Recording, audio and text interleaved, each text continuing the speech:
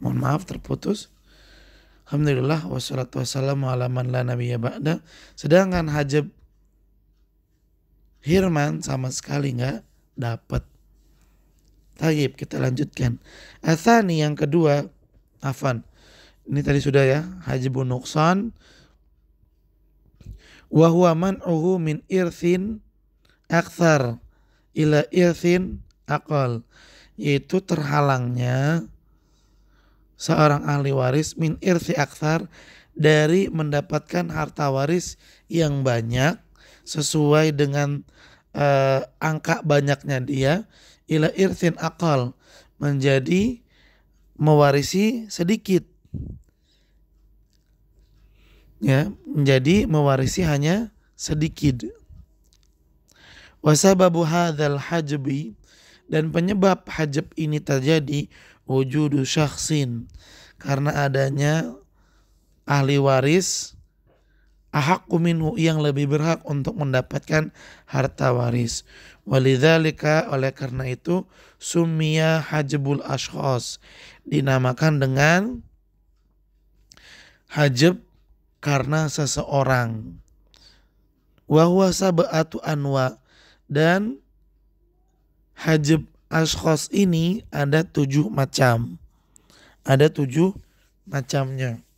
Ya, tayyib, Ustadz akan ulang kembali sebelum kita lanjutkan. Jadi al-hajab itu artinya penghalang. Penghalang ahli waris dari mendapatkan warisan. Terkadang tidak mendapatkan sama sekali, tapi terkadang masih mendapatkan, cuman dikurangin. Hajab ini ada 2. Ya, ada hajab awsaf, terhalang karena sifat penghalang warisan, dan ini bisa mengenai semua ahli waris. Apa sifat yang menghalangi seseorang dari mewarisi? Yang pertama, budak. Yang kedua, membunuh. Yang ketiga, beda agama. Kemudian macam hajab yang kedua adalah hajab ashkhas, yaitu terhalangnya ahli waris dari mewarisi, ya, baik dia nggak dapat sama sekali atau masih dapat tapi berkurang. Kenapa bisa demikian? Karena ada ahli waris yang lebih berhak untuk mendapatkan harta warisan. Nah, hajab ashkhas ini kepadanya lah kata hajab itu dituju. Kalau kata hajab disebutkan secara mutlak. Hajab ashkhas ini ada 2. Ada hajab hirman, ada hajab nuqsan. Bedanya, kalau hajab hirman nggak dapat sama sekali. Semua ahli waris bisa terkena dengan hajab hirman kecuali 6 ahli waris. Bapak, ibu, suami, istri, anak laki-laki, dan anak perempuan. Kemudian hajab nuqsan, di mana ahli waris masih mendapatkan harta waris tapi sudah berkurang. Ya, terhalangnya ahli waris dari mendapatkan harta waris yang banyak menjadi hanya mendapatkan harta waris yang sedikit. Ya, hajab ashkhas ini terjadi karena adanya ahli waris yang lebih berhak untuk mendapatkan warisan. Ya, biar kalian gak bingung, Ustadz sebutkan 1 contohnya saja, yaitu ibu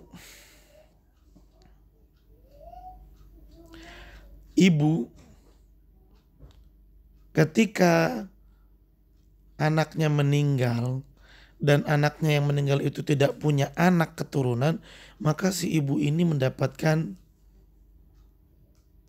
1/3 dari harta waris yang ditinggalkan. Tapi jika anaknya yang meninggal ini memiliki anak keturunan, maka si ibu tadi hanya mendapatkan 1/6. Seperti itu ya ikhwan. Jadi 1/3 sama 1/6 kan lebih gedean dapat 1/3. Cuman kalau ada anak keturunan, maka si ibu hanya mendapatkan 1/6 saja.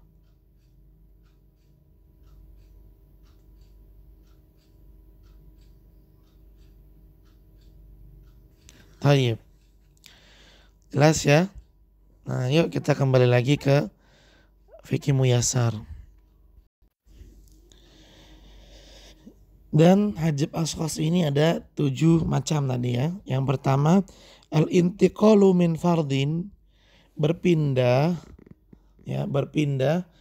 dari farad dari hitungan bagian harta waris ila fardin, ke hitungan bagian harta waris aqal minhu, tapi jumlahnya lebih sedikit. Seperti tadi ya, seorang ibu harusnya dapat 1/3, jadi dapat 1/6 karena ada anak keturunan anaknya yang meninggal. Wa hadza fi haqqi, dan hajab ini fi haqqi berlaku bagi ahli waris man lahu fardhon, yang memiliki 2 farad. Ya seperti ibu tadi. Ibu punya 2 farad, 1/3 sama 1/6. Begitu pula suami. Jika suami istrinya meninggal tapi belum punya anak istrinya, maka suami dapat 1/2. Tapi kalau istrinya punya anak, maka suami hanya dapat 1/4. Jadi suami punya 2 farad, 1/2 sama 1/4. Nah, hajab nomor pertama ini berlaku bagi ahli waris yang punya 2 farad.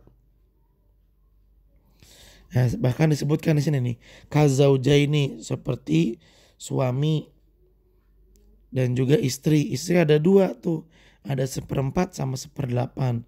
Wal dan ibu udah disebutkan. Wa bintul ibni, ya, bintul ibni. Siapa tuh bintul ibni?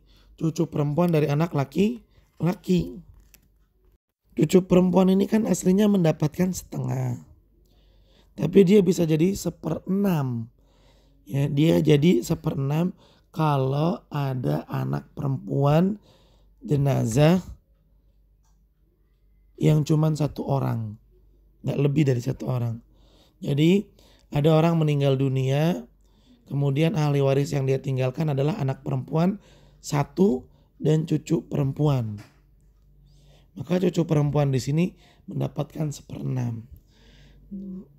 Itu artinya bintul ibni, cucu perempuan dari anak laki-laki, dia punya 2 farad, 1 1/2, yang satu lagi 1/6.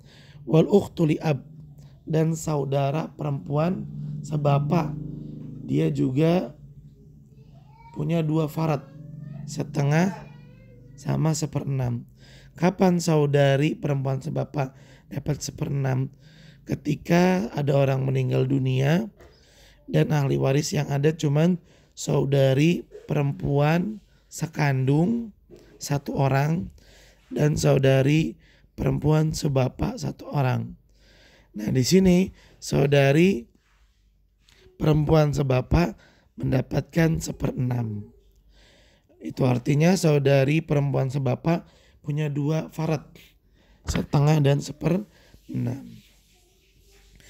Mereka inilah yang berlaku pada mereka nomor yang 1 ini, yaitu intikal, perpindahan min farad, dari hitungan bagian warisan ila farad, ke hitungan bagian warisan aqal minhu, yang lebih sedikit. Atsani, yang kedua, al-intiqalu min fardin ila ta'sibin, berpindah dari mewarisi secara farad ila ta'sib, menjadi mewarisi secara asobah. Berpindah dari mewarisi secara farad menjadi mewarisi secara asobah.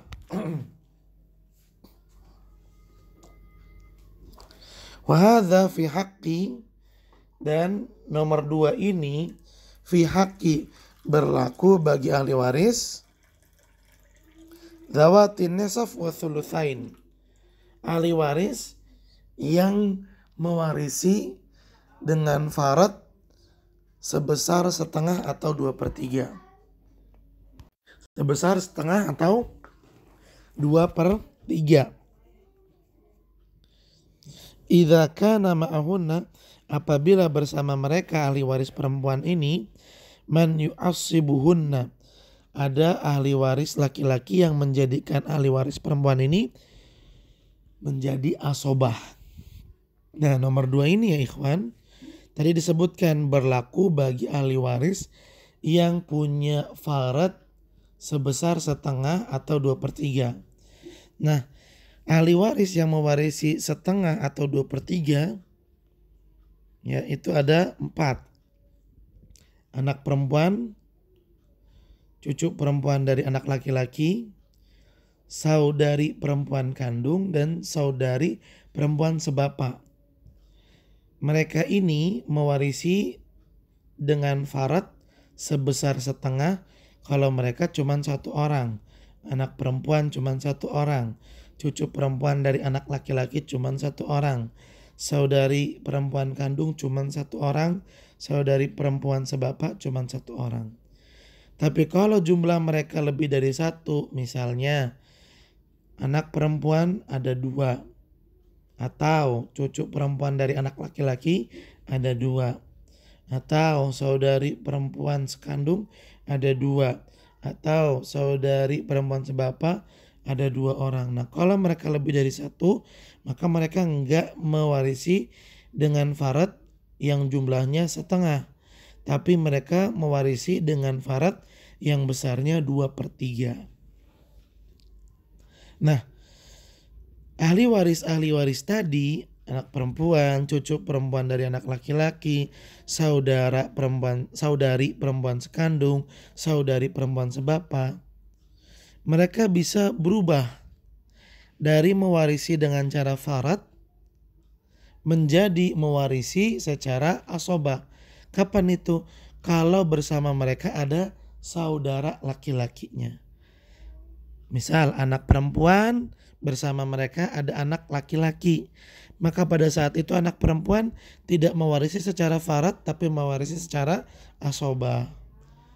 Begitu pula cucu perempuan dari anak laki-laki, bersama mereka ada cucu laki-laki dari anak laki-laki. Maka cucu perempuan dari anak laki-laki tadi tidak mewarisi secara farad tetapi mewarisi secara asobah. Pun demikian dengan saudari perempuan sekandung. Bersama mereka ada saudara laki-laki sekandung. Maka saudari perempuan sekandung tidak mewarisi secara farad tapi mewarisi secara asobah. Dan yang terakhir saudari perempuan sebapak, bersama mereka ada saudara laki-laki sebapak. Maka pada saat itu saudari perempuan sebapak tidak mewarisi secara farad tetapi mewarisi secara asobah.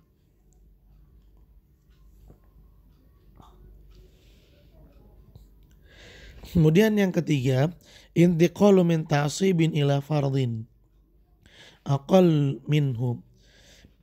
Poin ketiga, berpindah min ta'sib, dari mewarisi secara asobah ila fardin, menjadi mewarisi secara farad, aqal minhu, dan jumlah harta waris yang didapat aqal, lebih sedikit. Ya, jumlah harta waris yang didapat dengan cara farad lebih sedikit daripada jumlah harta waris yang didapat dengan cara asobah.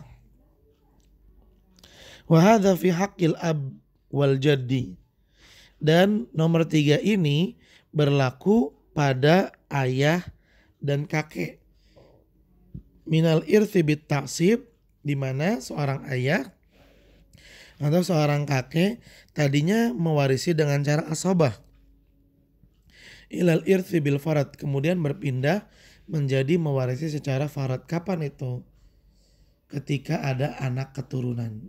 Jadi misalnya ada seseorang meninggal dunia, dia nggak punya anak keturunan dan bapaknya masih ada. Bapak orang yang meninggal itu masih ada, maka bapaknya mewarisi dengan cara asobah.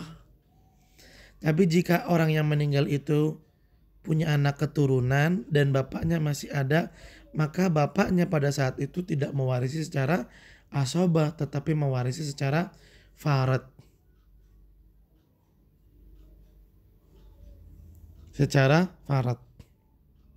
Begitu pula dengan kakek. Ya, hitungannya sama seperti bapak tadi. Hitungannya sama seperti bapak.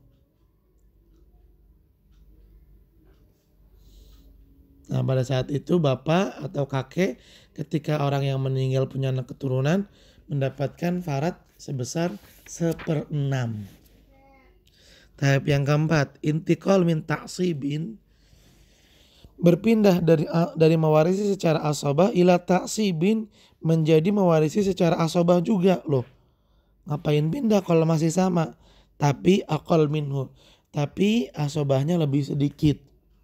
Berpindah dari mewarisi secara asabah yang jumlahnya besar menjadi mewarisi secara asabah yang jumlahnya lebih sedikit. Itu maksudnya nomor 4. Wa fi haqqil ukhti syaqiqah auli ab.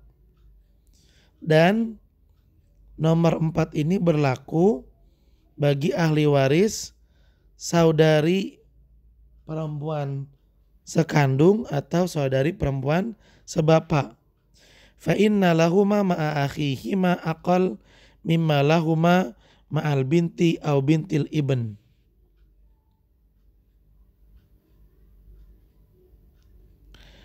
Maka sesungguhnya saudari perempuan sekandung atau saudari perempuan sebapak, mereka akan mendapatkan harta waris yang lebih sedikit ketika bersama saudara laki-lakinya. Ya, saudari perempuan kandung jika bersama saudara laki-laki sekandung akan menjadi asobah tuh saudari perempuan sekandung. Begitu pula saudari perempuan sebapak akan menjadi asobah ketika ada saudara laki-laki sebapak. Juga demikian ya ikhwan, saudari perempuan sekandung bisa menjadi asobah bukan hanya ketika mereka bersama saudara laki-laki sekandung, tapi saudari perempuan sekandung juga bisa menjadi asobah ketika bersama mereka anak perempuan atau cucu perempuan dari anak laki-laki. Demikian juga saudari perempuan sebapak, mereka bisa menjadi asobah ketika ada saudara laki-laki sebapak. Tapi ya, saudari perempuan sebapak bisa menjadi asobah bukan cuma ketika ada saudara laki-laki sebapak, tetapi saudari perempuan sebapak juga bisa menjadi asobah ketika ada anak perempuan atau cucu perempuan. Namun, ini yang perlu kita pahami. Saudari perempuan sekandung atau saudari perempuan sebapak, jika sama mereka anak perempuan atau cucu perempuan yang menjadikan mereka jadi asobah, itu asobahnya lebih gede dapatnya ketimbang saudari perempuan kandung atau saudari perempuan sebapak menjadi asobah karena saudara laki-lakinya. Sekali lagi Ustadz ulang ya. Saudari perempuan sekandung atau saudari perempuan sebapak, ketika mereka menjadi asobah karena adanya anak perempuan atau cucu perempuan, jumlah harta waris yang didapat itu lebih besar daripada saudari perempuan sekandung atau saudari perempuan sebapak menjadi asobah karena saudara laki-lakinya. Kemudian kalian jelas ya. Kemudian yang kelima, al-muzahamatu fil farad. Berkumpulnya ahli waris yang sama dalam satu farad. Misalnya ya, istri itu kalau sendirian dia dapatnya, istri kalau suaminya meninggal tanpa anak keturunan dapat 1/4. Tapi kalau suaminya meninggal dan ada anak keturunan, istri dapat 1/8. Anggaplah misalnya istri dapat 1/8 karena suaminya punya anak. Ternyata istrinya bukan cuma 1, tapi ada 4. Maka 4/4-nya itu saling berbagi dari 1/8 tadi. Itu maksudnya. Al-muzahamatu minal fil farad. Al-muzahamatu fil farad. berkumpulnya ahli waris dalam satu bagian farad. Kasdihamiz zaujain firrubu, seperti berkumpulnya istri-istri firrubu dalam farad yang jumlahnya 1/4 atau 1/8. Wal jaddat fis sudus, dan para nenek di farad yang jumlahnya 1/6. As-sadis, yang keenam, al-muzahamatu fit ta'sib, berkumpulnya ahli waris pada asobah. Misalnya anak laki-laki itu kan asobah, nggak ada anak perempuan, tapi anak laki-lakinya ada 10. Maka 10-10-nya itu berbagi pada asobah yang sama. Kalau dalam harta waris, ketika mereka mewarisi dengan cara asobah, mereka dapat 10 juta, ya 10 juta itu dibagi sama 10 orang anak laki-laki tadi, sehingga masing-masing akan mendapatkan 1 juta. Itu maksudnya. Asabi, yang ketujuh, al-muzahama fil aul, ya, berkumpulnya ahli waris pada aul. Apa itu aul? Ziyadah fisiham dzawil furud, ziyadah, penambahan fisiham pada bagian zawil furud, pada bagian ahli waris yang ditentukan. Ini dengan hitungan nih aul nih.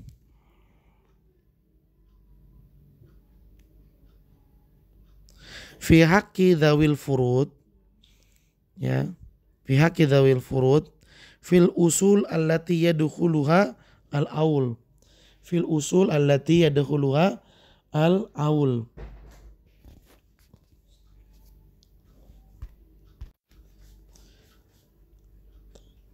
Pada kelipatan persekutuan terkecil atau KPT yang bisa dimasukkan oleh aul. Ini nanti pakai hitungan, pakai gambaran. Intinya yang ketujuh, al-muzahamah fil aul. Wa ala hadza naqul, oleh karena itu kita bisa meringkas, inna man adla, berdasarkan ini maka kita bisa mengambil kesimpulan bahwa ahli waris yang terhubung kepada mayit biwasitati hajbatihi, dengan perantara ahli waris lain, biwasitatin, dengan perantara ahli waris lain, hajabat hu tilkal wasitah wal usul, maka ahli waris perantara tersebut menjadi penghalangnya.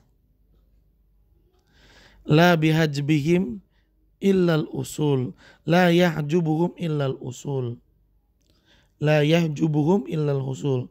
Sedangkan ahli waris usul, ya, usul itu bapak, orang tua, ya, tidak dapat dihalangi kecuali oleh usul yang lebih dekat. La yahjubuhum illal usul. Wal furu, dan ahli waris anak keturunan, la tahjubuhum, tidak akan dihalangi dari mewarisi ilal furu a'la minhum, kecuali dari anak keturunan yang lebih dekat kepada jenazah. Wal hawashi tahjubuhum, sedangkan saudara atau paman, tahjubuhum, bisa terhalangi dari mendapatkan warisan oleh usul, oleh orang tua. Wal furu, dan oleh anak keturunan. Wal hawashi, dan oleh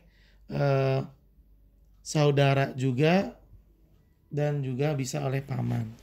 Maksudnya begini ya ikhwan, usul itu kan orang tua, ya, bapak, kakek, ibu, nenek.